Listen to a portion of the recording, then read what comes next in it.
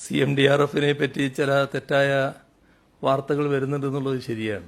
അതിൻ്റെ ഭാഗമായിട്ടുള്ള ഒന്നാണ് ഈ KSFEയുമായിട്ടുള്ള കാര്യം. സോഷ്യൽ മീഡിയ വഴി നടക്കുന്ന ഒരു വ്യാജ പ്രചരണമാണ് CMDRFൽ നിന്നും KSFEക്ക് ലാപ്ടോപ്പ് വാങ്ങാൻ 81,43,00,000 രൂപ അനുവദിച്ചു എന്നത്.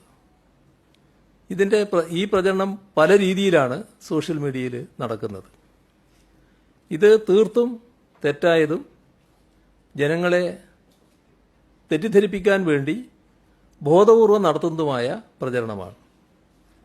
ഈ തുക കോവിഡ് കാലത്ത് സാമ്പത്തികമായി പിന്നോക്കം നിൽക്കുന്ന വിദ്യാർത്ഥികൾക്ക് പഠനാവശ്യത്തിനായി ലാപ്ടോപ്പ് വാങ്ങാൻ KSFEക്ക് നൽകിയ തുകയാണ്. കുടുംബശ്രീ പ്രവർത്തകരുടെ വിദ്യാർത്ഥികളായ മക്കൾക്ക് ലാപ്ടോപ്പ് വാങ്ങാനുള്ള വിദ്യാശ്രീ പദ്ധതിയും വിദ്യാകിരണം പദ്ധതിയും സംയോജിപ്പിച്ച് സർക്കാർ 81,43,00,000 രൂപ KSFEക്ക് നൽകി.